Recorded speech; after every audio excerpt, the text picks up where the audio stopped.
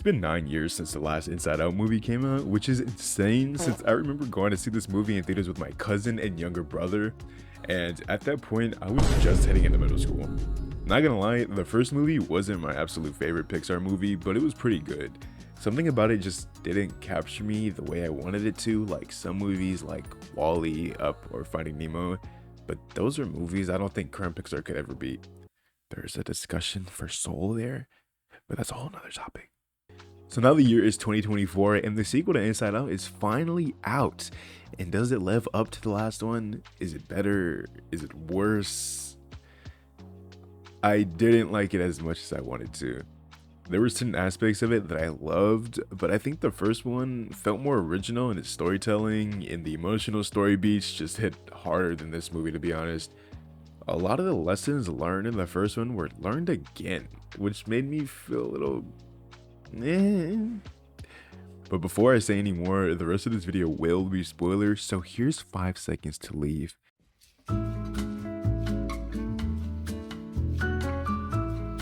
I don't want this video to seem too negative right off the bat, so I'll just start off with what I liked, and then I'll head to what I disliked later on. I really think the new belief system that they implemented in this movie was a great way to expand on aspects of the first movie. As people do get older, they begin to create their own belief system, which is entirely believable and a great aspect to the movie. The animation for this movie was amazing. The color choices are amazing, just like in the last one. The belief system area, just so visually appealing. The fuzziness of the characters make them feel so mystic. Like there's this one point when we zoom in on Anger's face and we just see the fuzziness of him. There is such a clear distinction between the real world and Riley's mind that you never get confused, and it's just amazing to see how the animators and the artists that were working on this movie managed to separate them visually. One thing I'm very glad that transferred over from like the end of the last movie was that we saw more emotions from other people's heads. Earlier within the movie, we see Riley's friends' emotions and how they're handling situations, which we usually see from Riley's perspective. Honestly, I wish we were able to see other people's emotions, like the character Riley's looking up to in this Val. I wanted to see how she was honestly reacting to what Riley was doing, because there were a lot of cringe moments in this movie.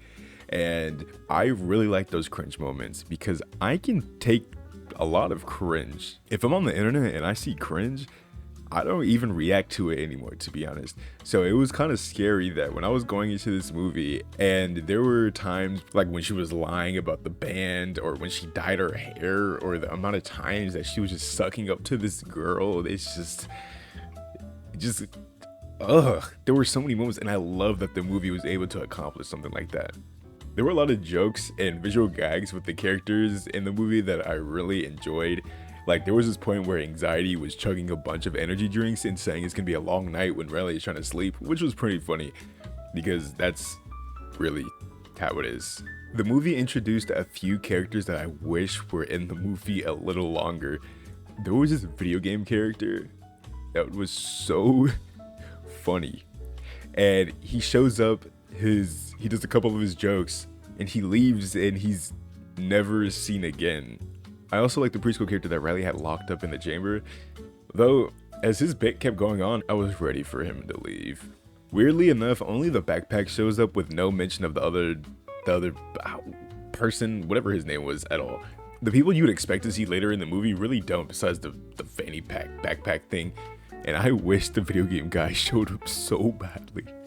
I feel like my main issue with the second movie is that it feels extremely similar to the first one and the lessons that are learned.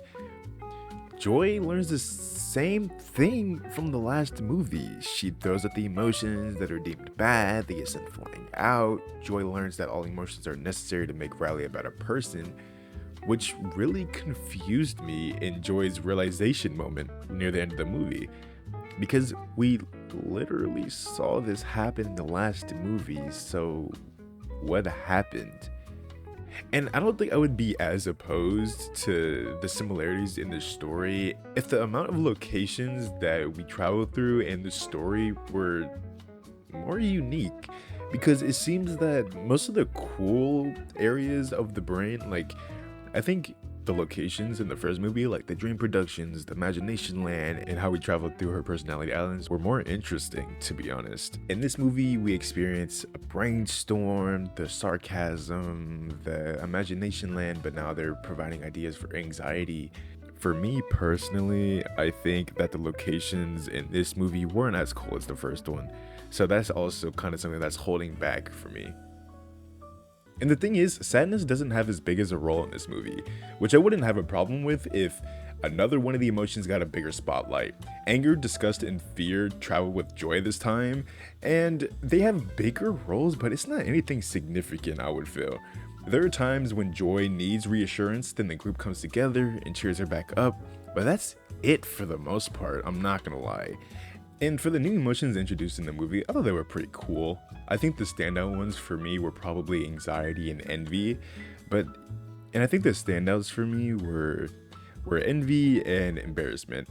I'm not gonna lie, for me, anxiety just wasn't it. I think there were times where they showed anxiety in a very realistic way, and I like how near the end of the movie when Riley was having her panic attack, it was very realistic. The movements, just everything about it.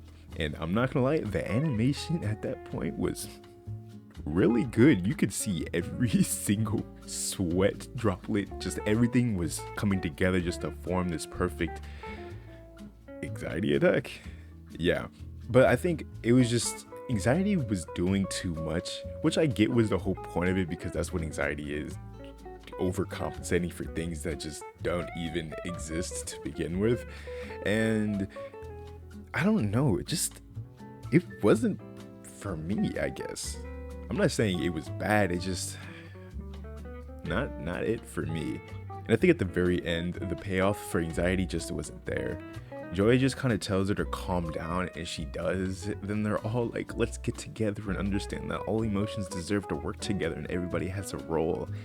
And I guess near the end, it didn't seem to tie up how I wanted it. And I guess that's because it really feels like we're just doing the same thing again. And for the entire Riley plot, I knew once they introduced the friends and then we saw Val that there was going to be some kind of splitting up between the friends. That's just kind of how they do it in these movies. And even though I knew it was going to be a cliche, it kind of worked for me. But I also feel they didn't do too much with it. You know, and to be honest, if you've seen the movie and you see the way she was acting out at the very last game, and she was bumping into people, smacking people, making them fly into the wall, and then she takes her break and then she gets back up and she still makes it onto the team, that doesn't make sense to me, but I'll let it slide, Pixar. I'll let it slide. Overall, the movie was good, but it didn't hit as hard as I wanted it to be honest. And it's a shame because after rewatching a movie like Soul recently, I've just been wanting Pixar to get back into their mojo. But after hearing the news about what P. Doctor said about the future of Pixar movies, I don't know if that's gonna happen. So if I had to rate this movie, I'd give it a nice 3 out of 5. It's not bad. It's good.